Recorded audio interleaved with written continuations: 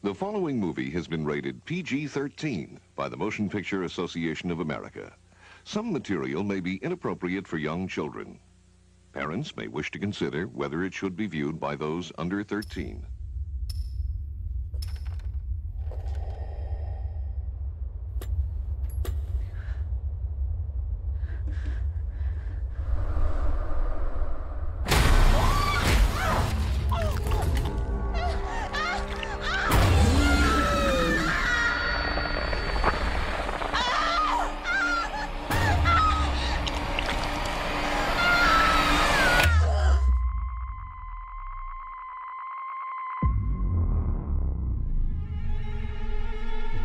People who need help with matters that can't be explained come to me.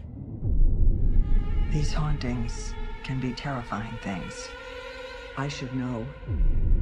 I've faced many evils in my life.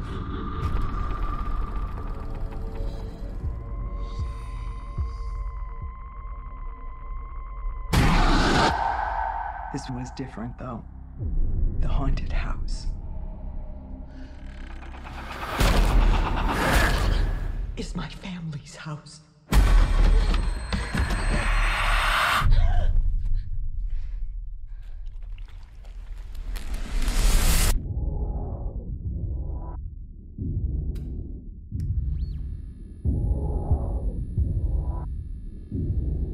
If we can find out what it is, we can stop this curse. To end this evil, I need to go deeper into the further.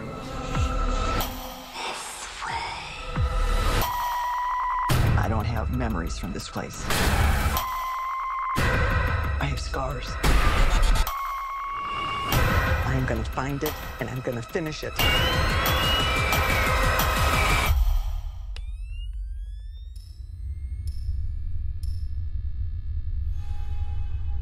Please, there's someone right in front of you. I don't see anything. Be careful. You're going to touch it.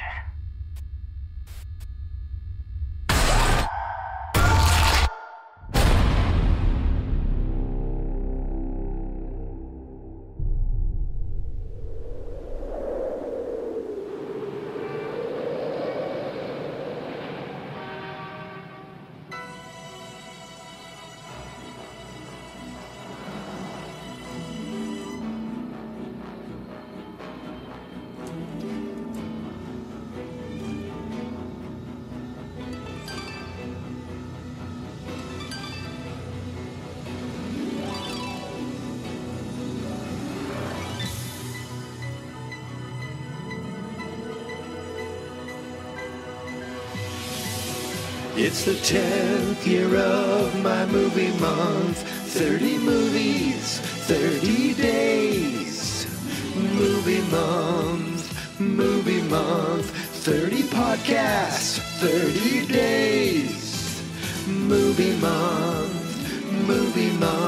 30 movies, 30 days, 30 podcasts. It's year 10.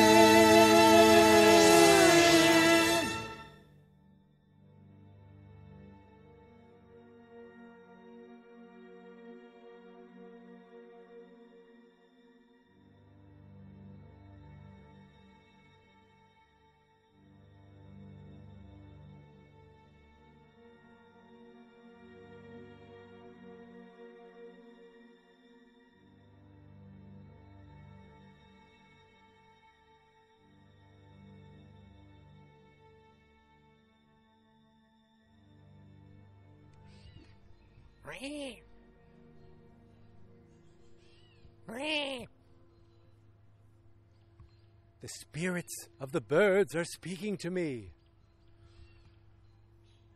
Good Wednesday, everybody. It's June 21st. And you know what that means? That means for the 21st day in a row, I watched a movie I've never seen before.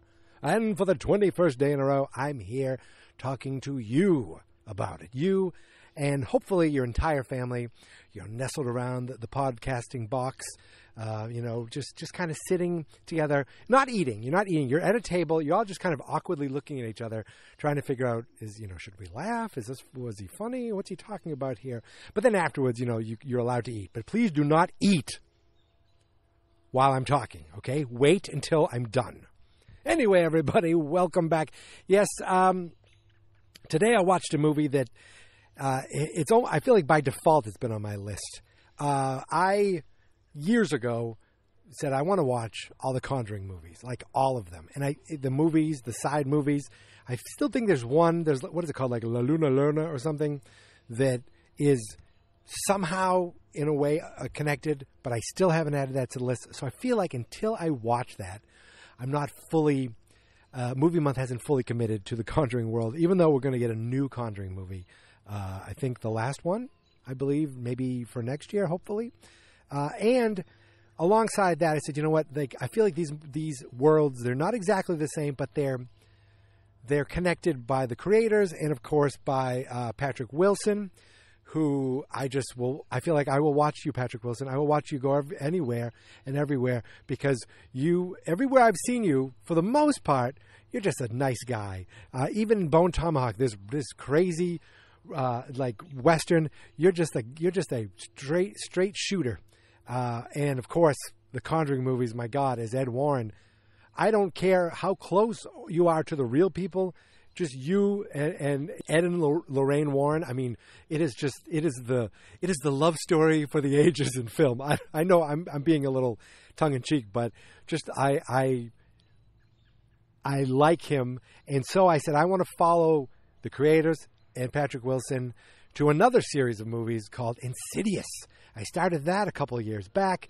Insidious 1, Insidious Chapter 2. Then last year I watched Insidious Chapter 3, which was a prequel to this. Then today, well, of course you know this, I watched the fourth Insidious movie, Insidious The Last Key. Whenever you hear the last, you think, oh, okay, that means it's the end. Well, it isn't the end because Insidious 5 has been announced. They're going back to Patrick Wilson and Rose Byrne. They're going back to the original in Insidious The Red Door, which the Red Door, I don't remember it being in part 2. I mean part 3. I'm sure the Red Door has been throughout. I watch these movies and I try to retain the next one, but I don't go back. Very rarely do I go back when I watch a series. But there was red doors in this one, so I said, oh, look at that. It's setting you up for the next one.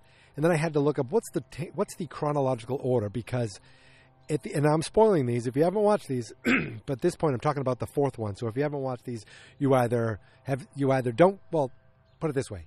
If you're listening to this, you've either watched them or you don't care. So at the end of the first Insidious, they kill off the ghost hunter, Elise, Lynn Shay. And then she's a ghost in the second one, right? Then they go to the third one. They go and make a prequel. They go back, kind of her, like not quite her origin story, but her working early on with Specs and Tucker.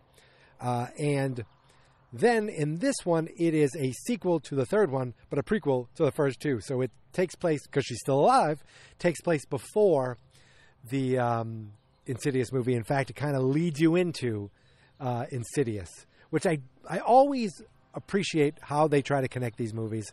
I don't remember how the hell they connected the last one. I feel like the third movie was completely its own thing. Dermot Mulroney, a young girl who wanted to be an actress, and an old man in a house. This one, it again, it's its own thing, but at the end it connects you, which they always try to do. And I always think they do an okay job with this. I'm not sure if I like this better than the third one or not. I feel like those two are there. Like 1 and 2, I enjoy. 3 and 4, like, they're okay. Obviously, this doesn't have great critical acclaimment. The critics didn't care for it all that much.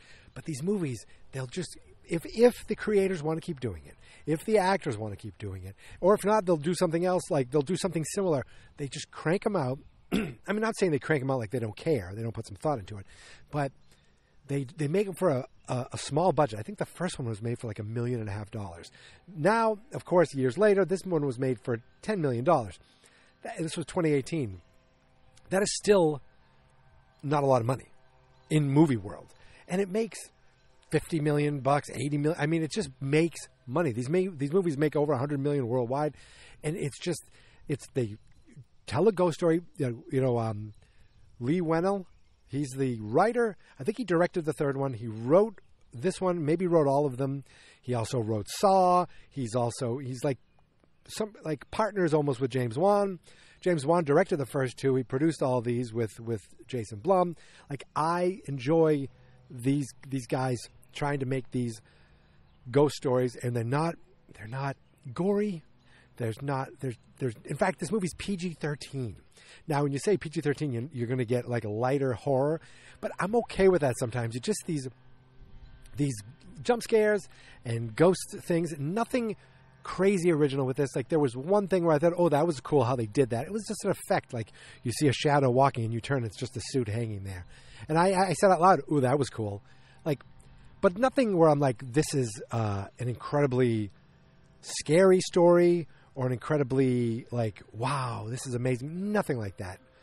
It's kind of telling you like almost that Lynn and her family have had this power. Like, I guess her mother didn't have it, but Lynn has it, and we learn later that her niece has it.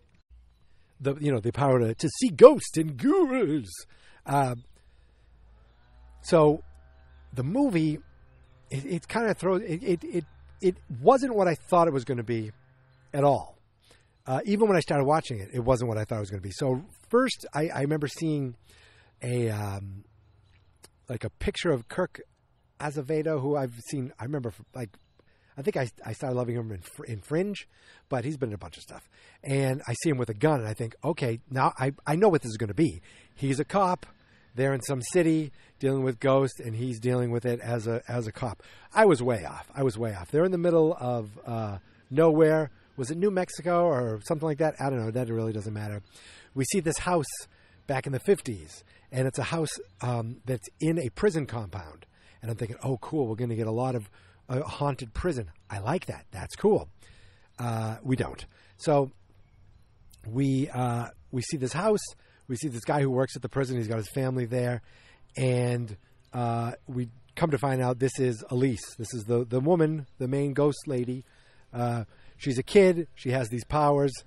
But she accidentally opens... She says she's talking to a ghost. Her dad beats her. Now, this is the second movie where someone beats a kid who has some sort of psychic ability. It happened in The Black Phone.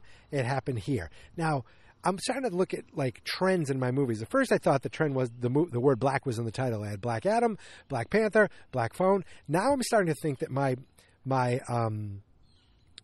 the common thread of some of these movies is having a basement area where you want to lock people in, because it happened in The Black Phone, it happened in Barbarian, and I'm trying to think if it happened anywhere else. It happens in this movie. So first, he doesn't want, you don't have psychic powers, yada yada, beat up the guy, the drunk sad dad, who then so Lynn is in the basement with her son, with her brother. Who the hell knows? All I know is she says she opens up some door.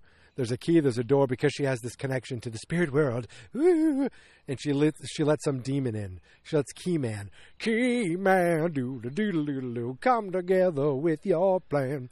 And I don't think they call him Keyman in this movie at all. They just call, in the credits, he's Keyman, doodle-doodle-doodle, come together with your plan. Okay. Anyway, so we kind of see there's this monster. We see a little brother we've never met before. He's got a whistle. You're like, oh, that stupid whistle's going to come back in. And then it's like something scary happens. A demon shows up. Boom. She wakes up. It's Elise present day. When I say present day, I don't even mean 2018. I don't even know it's 2010. The movie was done in 2018, but the story takes place in 2010 because, again, this is before she got herself killed by the lipstick red-faced demon there. So she gets a call from someone, and it is, back in the old house, her mother, she looks like she kills herself, but really it's the demon wraps a cord around her neck, yada, yada, who cares? So we get to present day, and this guy's like, I need you. Who the hell, what are we, chopping down trees? Loud. Okay, so the present day, Kirk Acevedo's like, I need your help, my house. And she's like, oh, sure, that's what I do. And he's like, let me give you the address. She starts giving the address.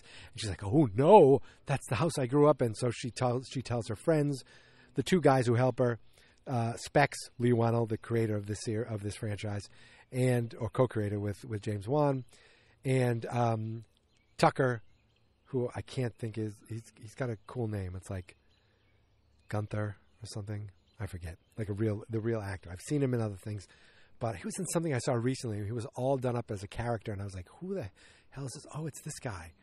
Was it a movie or a TV show? I don't remember. Oh, he was like King George in Our Flag Means Death or something like that. Anyway, so they get the gang together. She dresses them in the shirt and tie, and I was like, oh, I forgot that, they didn't have this in part 3, and this is the kind of the origin of them getting their van and getting their suits, and they go off. It's kind of weird because she's like, I'm sorry, I can't help you, hangs up the phone, talks to the two of them, and she's like, listen, I can't do this. First she says, I can't help you. Then she talks to him, and she goes, that was my house. I have to do this. I have to help you, but I'm going to go alone. I'm thinking she's going to leave them. So she goes to her car, and they pull up in the van, and they're like, you're not going alone. She goes, okay. So it went from I can't help you to I've got to help them, but I've got to help them alone to nope, you're coming. We're all going together, all within like a 3-minute span. I was like, all right, they really cut this together. This wasn't directed by Lee Wannell. It was directed by another guy who talked about the fact that they had to cut a bunch of stuff for time and pacing. And remember, I talked about this prison because the house is on the premises of a prison. Now the prison now is completely abandoned, and we barely see. I think we see some cells and bars in the other world, the nether region, whatever the hell you call it, but not enough. No real monsters. And if you watch the friggin' trailer, there's all these creepy looking ghouls, and none of them are in the movie. And I'm like, wait, did I watch the wrong version? Did I see something? Did I miss something? It turns out all this stuff was cut. It's like deleted scenes on Blu-ray, but it was all in the trailer. It's just like, God, there were so many little spooky things. And I was like, I like spooky things, but none of these spooky things were able to spook me. Maybe they'll spook the people who own the Blu-ray. But they go to the house, and he's like, you got to make sure you stay in here.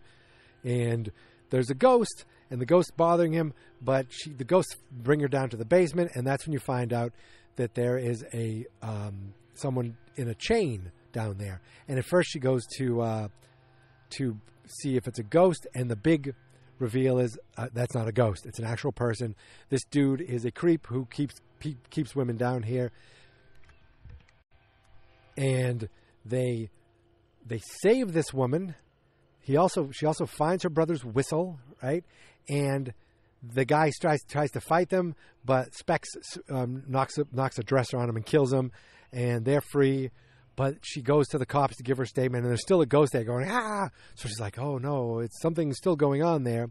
So she goes to a diner one day, sees these two young women, and she's like, hello, hi, you don't know me, but I know your dad. And her dad comes in, and it's her brother all grown up. He's like, you left me, because we see her at one point when she's a teenager. She's like, there's someone here. I see someone. And the father's like, no, you don't. And he's going to beat her, but she leaves town. And there's a twist there. Kind of a cool twist. I might as well just say it now. The twist is she wasn't seeing a ghost. She was seeing an actual girl who was trying to escape, a girl from the basement, because her dad was doing the same thing that Kirk Acevedo was doing, keeping women in the basement. It turns out the house was making them do this, making them horrible people. So, I forget, the sisters wanted to learn more, so they go to the house with her, and one of them gets attacked and brought into the netherworld, and so the other one's like, I can see things too. And of course, the two ghost hunters are trying to hit on both of them because they're good-looking young ladies, and it's kind of some funny moments there. And I thought, wait, one of them's named Imogene, and she kisses Specs at the end, but are we ever going to see anything from there? I don't know, but she's the one who can go in. She can travel into the spectral. So Lynn gets taken in, the niece gets taken in, the other niece goes in to get them out, and I don't. Who gives a shit? It's not great. It's not good. It's serviceable. It's nothing like. It's not like a great, this really progresses the story. It gives a little bit of a background, and it shows her. I think at one point there's like the red door, and she opens these different doors to try to get out, and one of them opens up, I believe, the kid from the first Insidious, and he looks at her. And then I'm thinking to myself, is there a moment in the original Insidious when he's in the basement and he looks over? I think there might be, and I like when they do that kind of stuff where they show, what he was looking at was actually her the whole time. They did that with the first Insidious and the second Insidious. There was all these noises in the first one, these knocks, and then in the second one you realize the guy's trapped in the ghost world, and he's making those noises. And I appreciate that detail, that attention to detail. That's what I was thinking of. But I don't know if that's in this one. I'm never going to probably go back and watch the first one, but I am going to watch, the next one next time. So the big monster in this is Keyman. Keyman. Keyman. By the power of demons, I have the power. Keyman.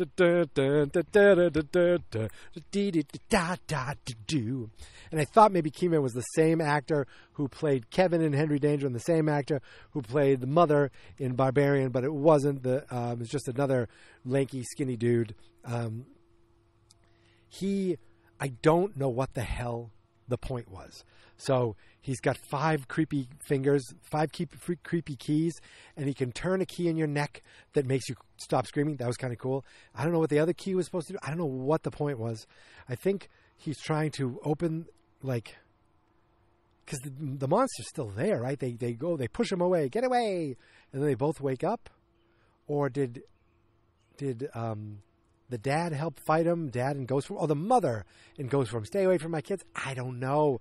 I watched it at 7:30 this morning. I actually was finished the movie before 9 a.m. Then I got a haircut. I look fly.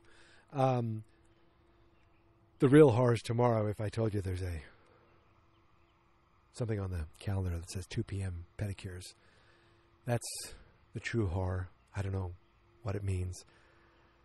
But I'm going to find out tomorrow at 2 p.m. So, what the hell else happened in this movie?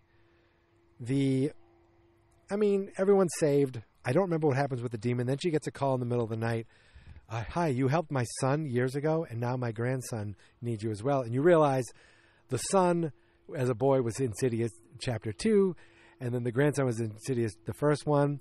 And you're like, I don't know, something that I appreciate about these guys making these little worlds with these small movies that aren't anything special, but there's some quality that's just they're good enough. It's good job. I enjoy this. I appreciate them, even though I'm not looking at this wow, this was great. Even when I'm talking about it now, I'm like, I don't remember. I don't know. There was a cool thing where there's a long tunnel and you see a briefcase in there, and Lynn has to, Elise has to crawl in, and in the briefcase there's a skull, and then you see a bunch of other briefcases, and you realize her dad actually was keeping people in the basement, and lots of them, or it was multiple people over the years doing this, the house kept making people do it. So I thought that was cool. I always like, Specs and Tucker, kind of, they're just the comic relief.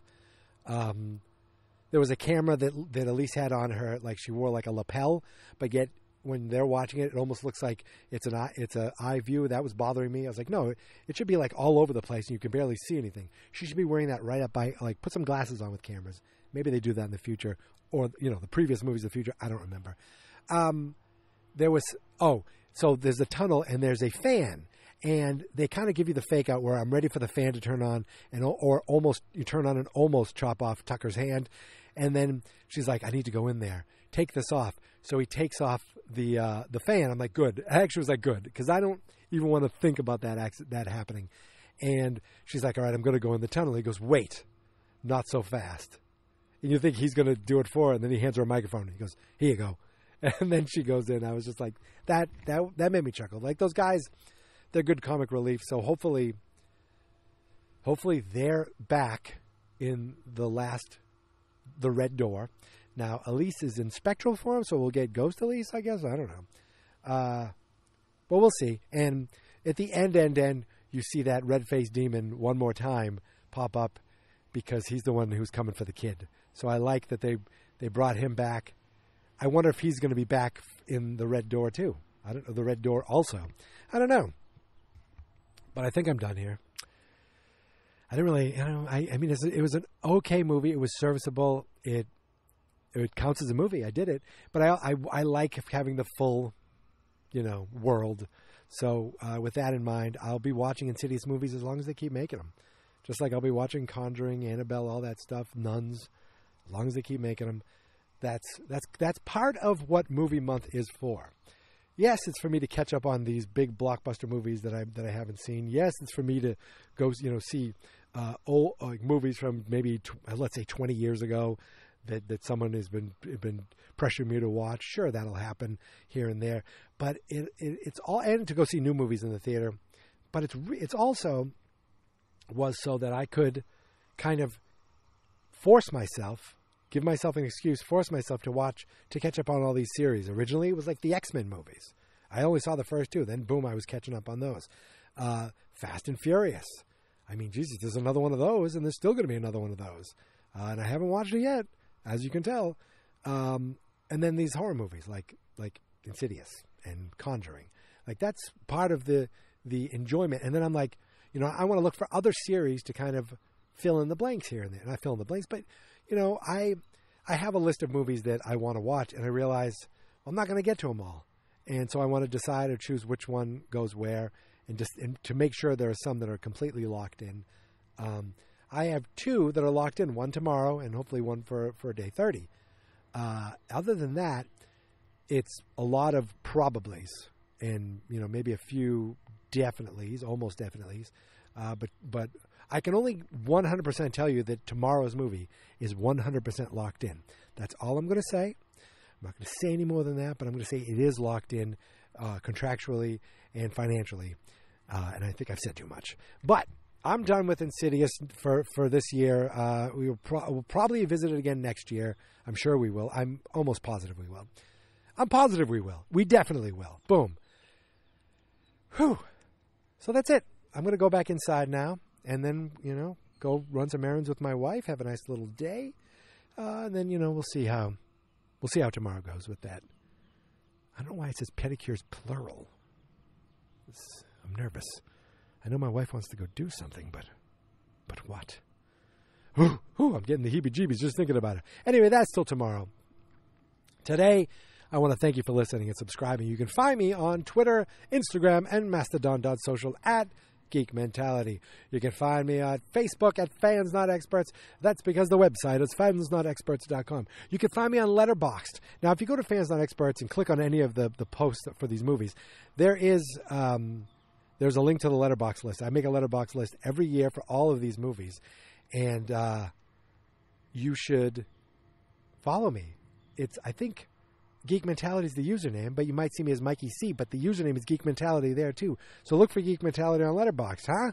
Come on, do it. Do it right now. Here, I'll wait. Okay, I hope you did it. So that's it. I'm done. I'm rambling. And I think, I'm going to go inside now. But it's kind of nice out. It's cloudy, but it's the almost late June, and I'm wearing jeans. I'm still in jeans. Or dungarees, as they might say. I'm wearing blue jeans. Yeah, I should be wearing shorts. What the hell? All right. I'll see you tomorrow, my friends. I'm done. You can, I already told you what you can do. So you can go do that. And thank you once again for listening. Thank you once again for subscribing. And until tomorrow, my friends, here is my theme song. This is my podcast. I made it. Geek Mentality's what I named it.